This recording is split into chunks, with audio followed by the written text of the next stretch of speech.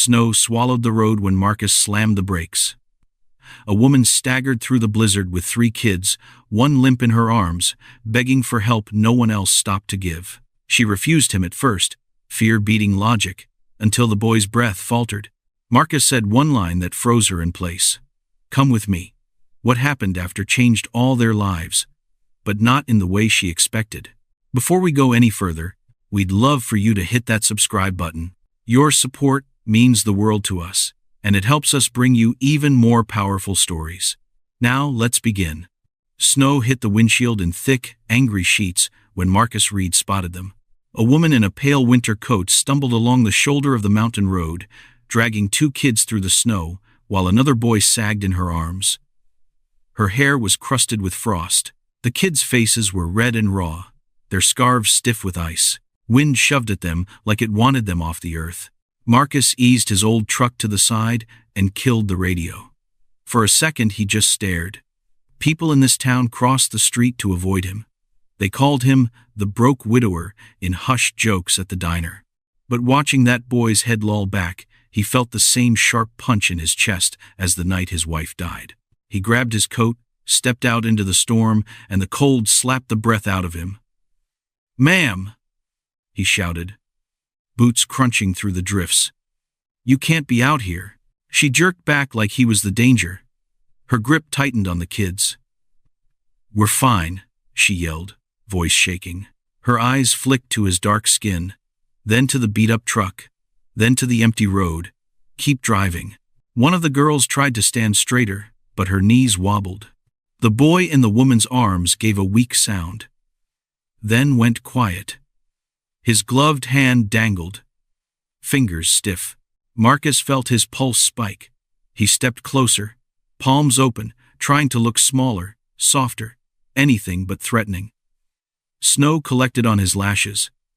"He is not fine," Marcus said. "Look at him." The woman's gaze dropped to her son's face. For a heartbeat she seemed to leave her body. Fear, pride, and every warning she had ever been taught about strange men fought on her features. Headlights from a passing SUV skimmed over them and kept going. Nobody stopped. Marcus swallowed the sting. Of course they would drive by. "Listen," he said, voice lower now, almost a secret. "My place is 10 minutes from here." "I don't know you," she whispered. "That's fine," he replied. "But the storm does not care who you trust." The wind rose, sharp and wild, pushing the kids sideways. The smallest one started to cry, a thin, broken sound ripped away by the cold. Marcus took one more step and held out his arms for the boy. His hands shook, not from fear of her, but from the memory of a hospital hallway and a doctor who would not meet his eyes. "Come with me," he said quietly. "No one survives this mountain alone." For a second, nobody moved. Snow hissed against the guardrail. Down in town, the same people who joked that Marcus was useless sat in warm living rooms, not knowing he was out here arguing with death for strangers. He refused to step back. The boy in her arms gave a soft exhale. That was what broke her. She nodded once, tiny and defeated. Marcus stepped forward fast and lifted the child with careful hands. The weight startled him. Kids were never this still. The woman gathered the others and followed, boots sinking deep into the snow. Her breath came in quick, panicked bursts. The younger girl clung to her sleeve, slipping every few steps. Marcus pushed the truck door open and helped them inside. The interior smelled like old coffee and engine grease. His daughter's sketchbook lay on the floor. A grocery bag with canned soup rolled under the seat. The woman hesitated again, scanning everything, running through fear, suspicion, hope, and exhaustion in just a few seconds. Marcus started the engine. It coughed once before rumbling awake. He leaned forward, squinting through the storm, as the wipers smeared white powder across the glass. The boy's head rested on Marcus's shoulder. His breaths were shallow, spaced too far apart. Marcus kept one hand steady on him while steering with the other. As they crawled up the road, the woman finally spoke. Her voice felt tired enough to collapse. "My name is Laura. We were on a ski trip." The car slid off the turn. I lost my husband in the chaos. Someone pulled him out. But they didn't see me, and the kids. I walked for hours, trying to find anyone. Marcus nodded. He knew these roads. Once winter took them, it swallowed mistakes whole. You picked a rough night to fight the mountain. She let out a weak, humorless breath. I didn't have a choice. The little girl in the back seat whispered, "Mom, my hands hurt." Marcus adjusted the heater.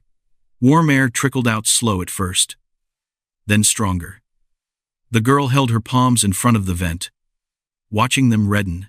The other child leaned against Laura's arm, eyes half closed.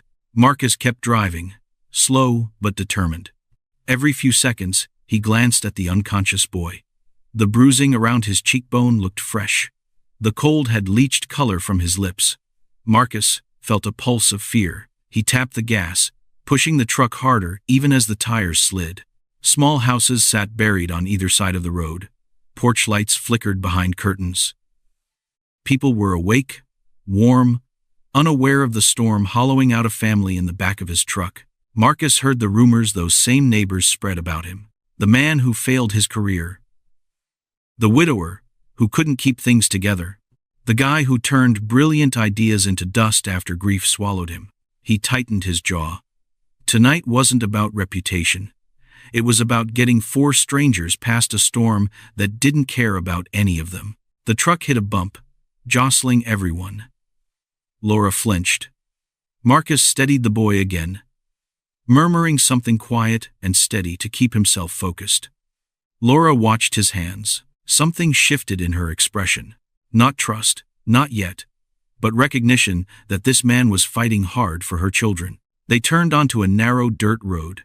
The truck groaned its way up the incline, headlights cutting through swirling snow. Marcus's cabin appeared at the top, small and dark except for a faint glow from the living room window. His kids were inside waiting for dinner that hadn't been cooked yet. He pulled up close to the porch and killed the engine. Silence wrapped around them except for the wind scraping at the walls. Marcus looked at Laura. "Let's get them in. The heat will hit fast inside." She nodded, eyes bright with worry and something closer to fragile hope. Marcus pushed the cabin door open with his shoulder, carrying the unconscious boy inside. Heat rushed out, thick and welcome. A lamp glowed near the couch, and the faint smell of wood smoke drifted through the room. His daughter, Lily, stood from the table fast, eyes widening when she saw the family. His son, Caleb, froze mid-step with a pot in his hands. "It's okay," Marcus said. "We've got guests. Grab blankets." Lily moved first, quick and quiet, pulling 2 quilts from the closet. Caleb fetched towels from the hallway, his jaw tight with worry. Laura guided her other kids in behind Marcus. Legs unsteady, faces thawing in the warmth. One of them let out a tiny gasp as the heat hit her fingers. Marcus laid the boy on the couch. He removed the kid's icy gloves, rubbing warmth back into stiff palms. Laura knelt beside him, brushing wet hair from her son's forehead.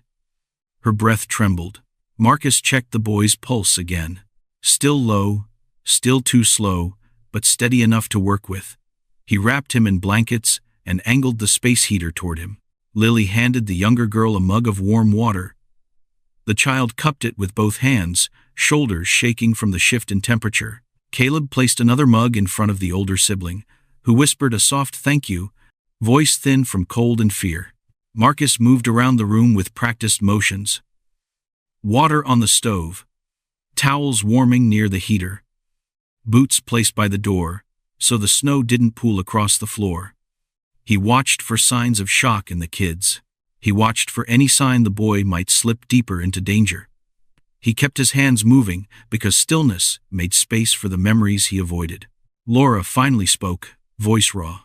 "I thought we were going to die out there." Marcus knelt beside her. "You kept walking. That's why you're here." She looked at him, really looked. Windburned face, eyes still sharp even through fear. "Why did you stop?" she asked softly, like she wanted the truth behind the truth. Marcus shrugged, slow and honest. Because someone once stopped for me when they didn't have to. His throat tightened for a second, but he pushed through it. I wasn't losing another family to this mountain. Laura's shoulders fell. Relief mixed with something heavier, something closer to guilt for hesitating earlier. She glanced around the cabin, taking in the worn furniture, the kids' drawings taped to the fridge, the stack of unopened mail on the counter. It wasn't much, but it was safe. It was warm. It was exactly what she needed.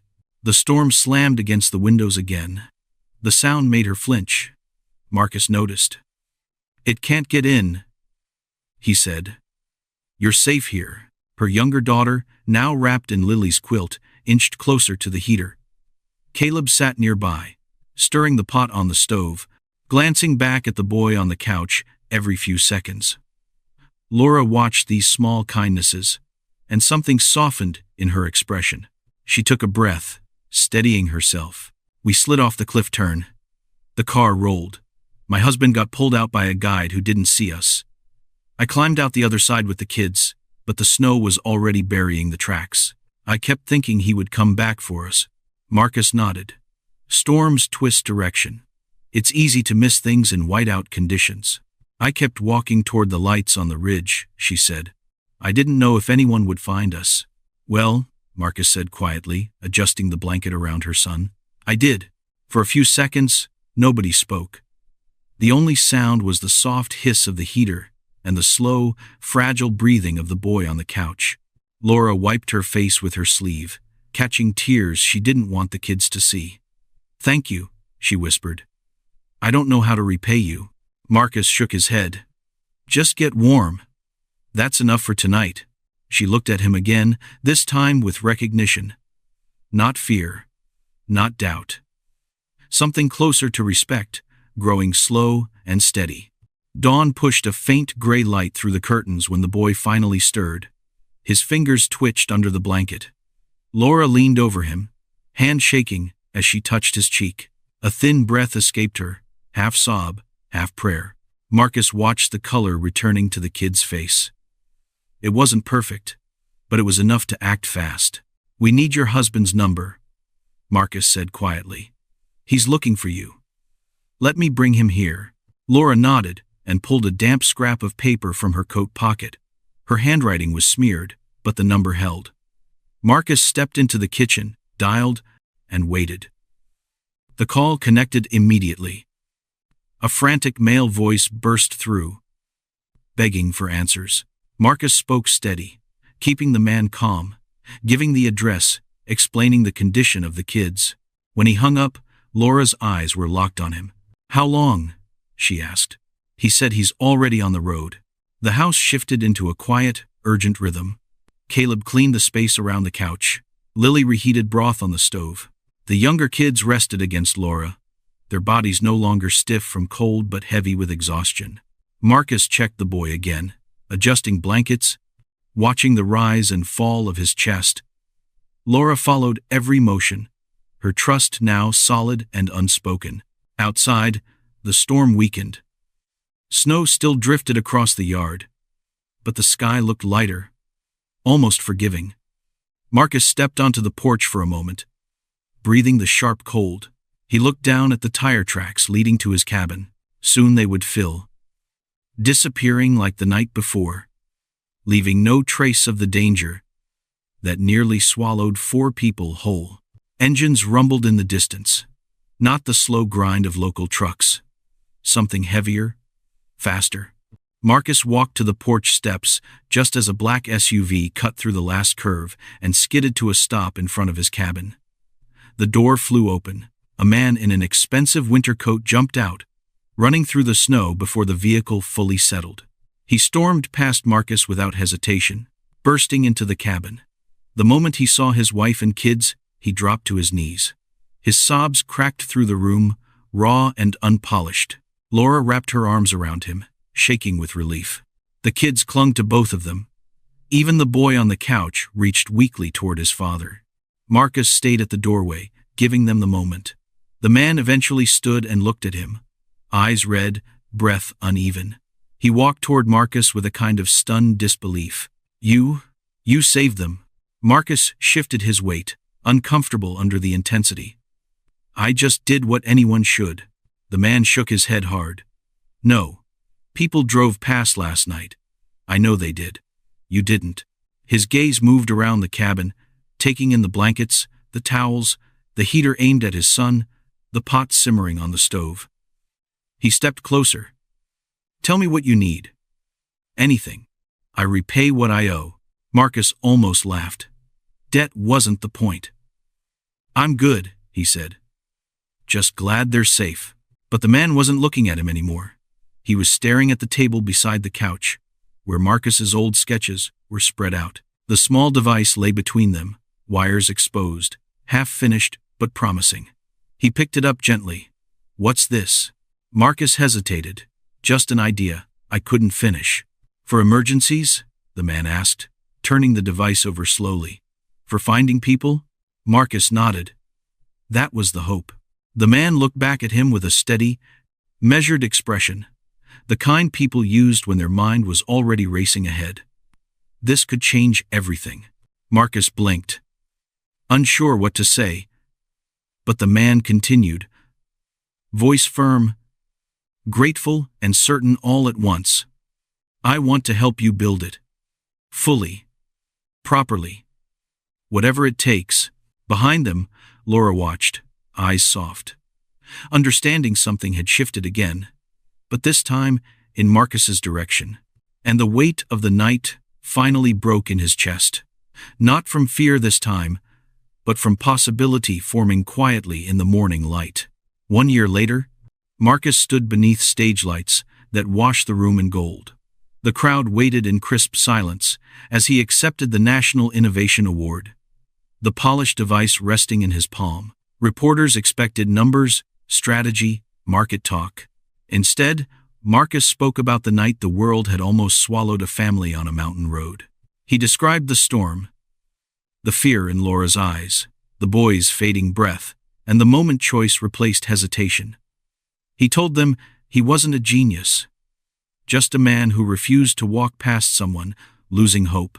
The audience leaned in closer with every word. The billionaire sat in the front row, hands clasped, pride clear in his expression. His investment turned Marcus's abandoned sketch into the country's newest safety standard, adopted in rescue teams and disaster zones across the map. Lives were already saved because of it. Marcus ended with something simple. He said, "The world bends when people decide not to look away." He dedicated the award to single parents fighting alone, then announced the foundation built in his wife's memory, offering grants, tools, and support to families caught in storms of their own. When he stepped off the stage, applause followed him like a long, steady warmth. For the first time since losing everything, Marcus didn't feel overlooked or dismissed. He felt seen, he felt useful, and he knew exactly what that night in the snow had created. A legacy that outlived fear and turned an ordinary man into a lifeline for thousands. If this story hit you, remember this. One choice can pull someone out of a storm they thought would swallow them whole. Be the person who stops, who sees, who steps in. And if you want more stories that remind you what quiet courage looks like, subscribe and stay with us. Your support helps us keep these moments alive. Preston dragged Evelyn into the hallway and mocked her for ruining his building, flashing a fake violation he created after smashing her windows himself. Neighbors watched, unsure whether to step in. Evelyn didn't argue. She'd sent the video to one person who never ignored her calls. His arrival would end everything. Before we go any further, we'd love for you to hit that subscribe button. Your support means the world to us, and it helps us bring you even more powerful stories. Now let's begin. Preston Vale took over the building on a Tuesday that already felt wrong from the moment Evelyn Moore heard his heavy footsteps in the hallway. He did not knock kindly. He rapped his knuckles on her door like he owned her time. Evelyn wiped her hands on her apron and opened. He looked past her, instead of at her, gaze skimming the small living room, the blankets, the framed photos of her grandkids. "Inspection," he said. "No hello." Evelyn stepped aside. 15 years in that apartment, and not a single late payment. She had painted the kitchen when the walls peeled. She had scrubbed the stairs when the cleaning crew stopped coming. Preston walked in like he was walking through trash, shoes on her rug, fingers trailing along her bookshelf. He opened cabinets, tugged at the bathroom door, lifted the corner of a rug with the toe of his shoe. "Looking for something, Mr. Vale?" she asked. "Old units cause problems," he replied. "I like to know what I inherited." He opened her fridge, stared at the containers, then shut it with a bored flick of his wrist. "You live alone?" he asked. "Yes. No pets, no guests staying long-term? Just me and the Lord, baby." "And," he quiet. He did not smile. Older tenants break things. They forget things. The words sat between them. Evelyn felt her fingers curl into her apron. She forced them loose. "I have never broken anything here that I did not fix faster than management," she said. "You can check your files." He already had. Her record was spotless. No late rent. No noise complaints. He moved to the window, pressed his palm against the glass, then let it drop. "These are old. Drafty. Safety issue. They've been like that since you were in high school," she replied. For a heartbeat, his eyes snapped to hers. There it was, the thing behind the polite word inspection. "This building isn't meant for your kind," he said softly. Evelyn felt the room tilt. She had heard that sentence her whole life, but hearing it inside the one place she had managed to keep safe for 15 years landed different. "My kind?" she asked. "Fixed incomes. Old habits," he replied, already walking toward the door. "I have a vision for this place." Preston opened the door without leaving a notice. He stepped out, then paused with one foot still on her rug. "You should start thinking about other options," he added. "Change is coming." He left his cologne and his threat hanging in the air. Evelyn closed the door gently. The lock clicked. She leaned her forehead against the wood, eyes closed. He didn't know about Marcus. He didn't know whose name sat on that law journal by the TV. He thought she was alone. That was his first mistake. Preston didn't wait long before showing his hand. 2 nights after his first inspection, Evelyn woke to a sharp crack that cut straight through her sleep. Her eyes flew open. The apartment felt colder than usual. A thin whistle slipped through the curtains. She sat up slowly, joints aching. Another crack sounded. Glass skittered across the floor. She pushed herself to her feet and moved toward the living room, one hand on the wall for balance. Her slippers brushed against something sharp. When she lifted the curtain, the chill hit her face. The window pane was spidered open, shards on the sill and floor. She whispered, "Lord, give me patience," because panic was pointless at her age. Outside, the hallway lights flickered. Someone walked briskly past her door.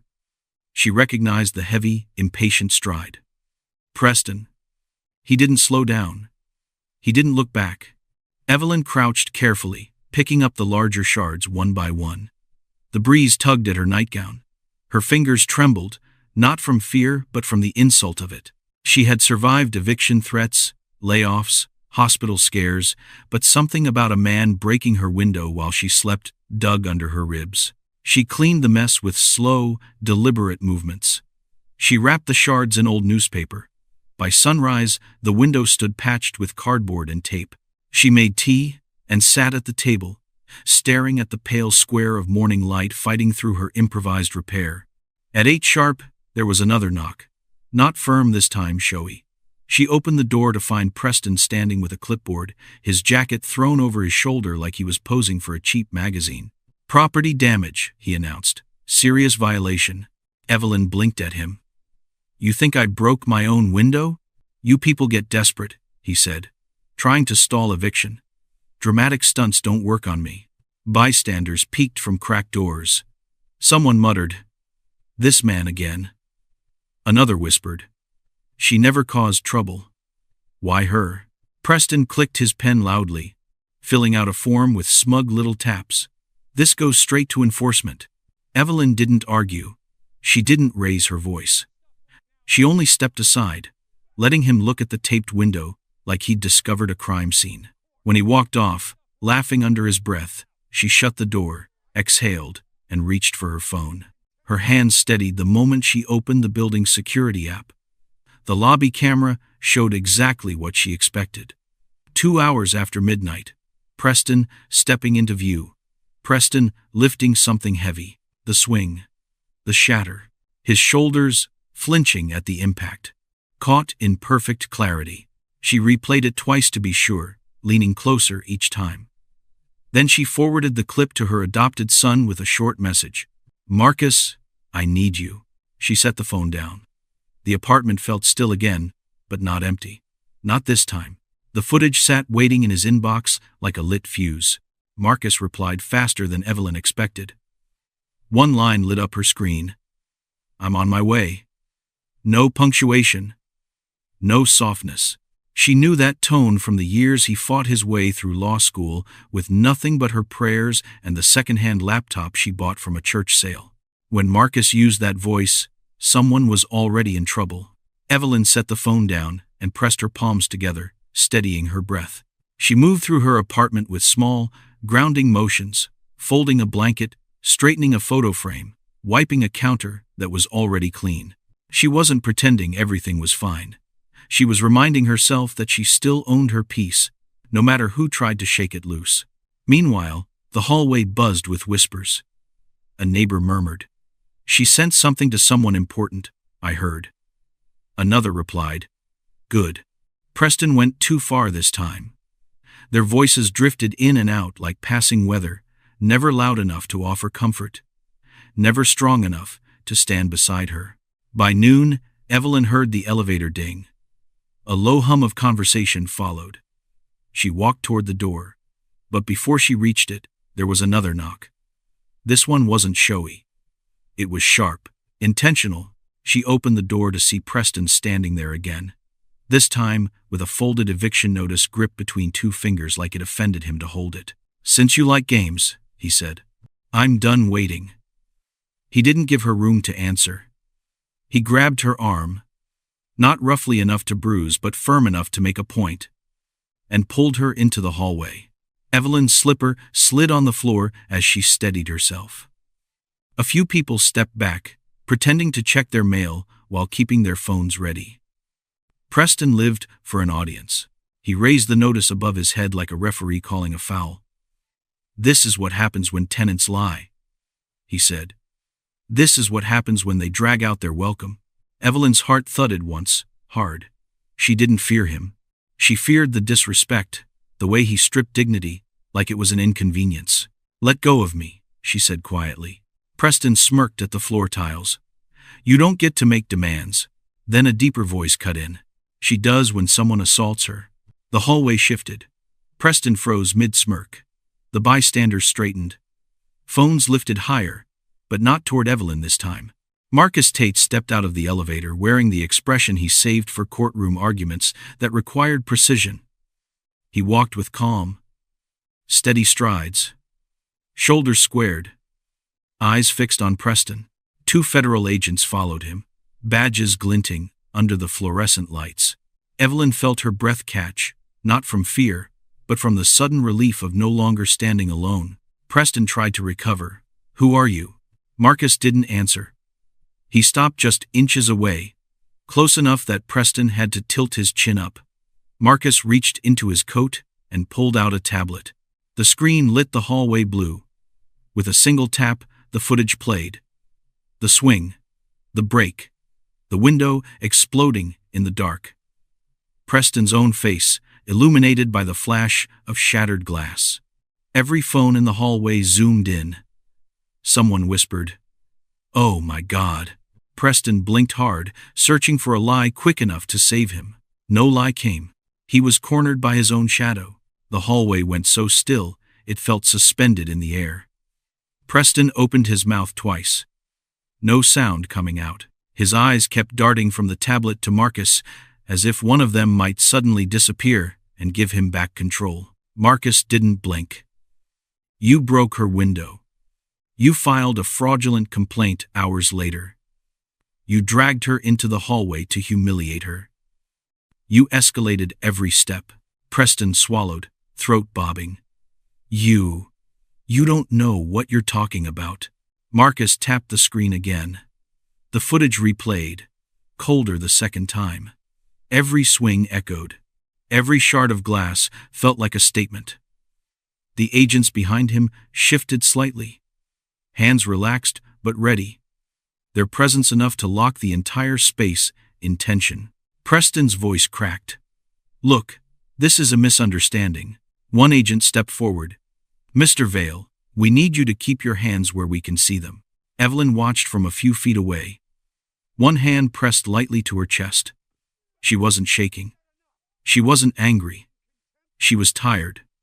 Tired of fighting men like him who thought age made her invisible. Marcus glanced at her before speaking again, his tone low. "You targeted her because she lives quietly, because you thought she had no one to call." He leaned just slightly closer. "You miscalculated."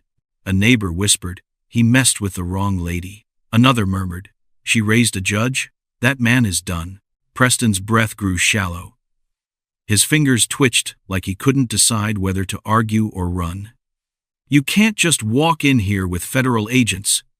This is ridiculous. This is my building." Marcus didn't break eye contact. Not anymore. The agent nearest him lifted his badge. "We are acting on documented evidence of harassment, property destruction, and fraudulent reporting. You are being detained pending review." Preston took one step back. His heel hit the wall. He tried to smile, but it wobbled like wet paper. "Let's be reasonable. She's old. They forget things. Maybe she—" Marcus cut him off. "Enough." The single word snapped whatever flimsy excuse Preston was chasing. The agents took him by the arms. He didn't fight. His cheeks flushed red as he realized the entire hallway was filming. He looked at Evelyn then, not with remorse but with disbelief that she had won. She met his stare calmly. "I told you I lived alone," she said softly. "I never said I was unprotected." Preston stumbled as they guided him toward the elevator. Someone muttered, "There he goes." Another added, "Couldn't have happened to a better man." Marcus finally stepped forward and reached for his mother's arm, guiding her gently out of the center of the chaos. She let out a slow breath she had held since the first shatter of glass days earlier. "You all right?" he asked quietly. "I am now." The elevator doors closed on Preston's stunned face. The hallway buzzed again, but this time with relief, not fear. Neighbors approached Evelyn, offering apologies they'd been too scared to voice before. Marcus didn't bask in any of it. He stood beside her, shoulders still tense, mind already moving to the next phase. This wasn't finished. Not by a long shot.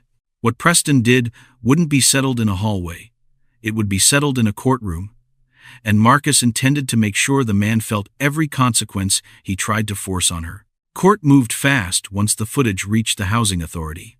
Marcus submitted every detail with the precision of someone who had spent years fighting men who hid behind property titles. Preston tried to stall, filing motions that collapsed the moment they were read. His attorney whispered urgently, but nothing softened the weight of the evidence.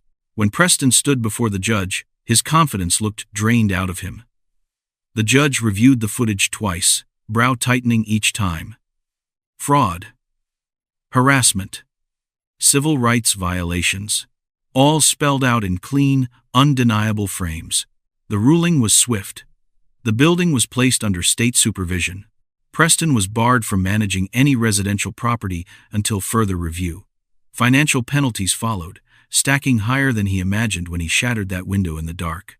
Evelyn didn't celebrate. She sat quietly beside Marcus, hands folded in her lap, listening to the verdict with the calm of someone who had learned long ago that justice rarely arrived quickly, but sometimes arrived exactly when needed. When they walked out of the courthouse, neighbors waited on the steps. A few offered soft applause. One woman said, "We're glad you stayed." Another added, "He had this coming." Back home, the apartment felt warm again. Repairs were scheduled. New oversight promised protection instead of threats. Evelyn placed her teacup on the table, sunlight catching the rim, and allowed herself a slow exhale. Her grandchildren visited that weekend, filling the rooms with laughter she hadn't heard in months. She watched them run from the kitchen to the living room, safe, loud, unbothered. For the first time in years, she didn't tense at every footstep in the hallway. Her home was hers again. And the man who tried to push her out learned the hard way that the quiet old woman in 3C wasn't alone, forgotten, or powerless. She had raised a judge, and he made sure no one ever tried her again. If this story hit you, share it. Stories like Evelyn's remind us that silence isn't weakness, and dignity isn't negotiable. Stand up for people who get pushed aside. Because one voice can shift an entire system. Stay alert, stay brave, and keep rooting for justice. Subscribe for more true power reversals and real lessons that stay with you.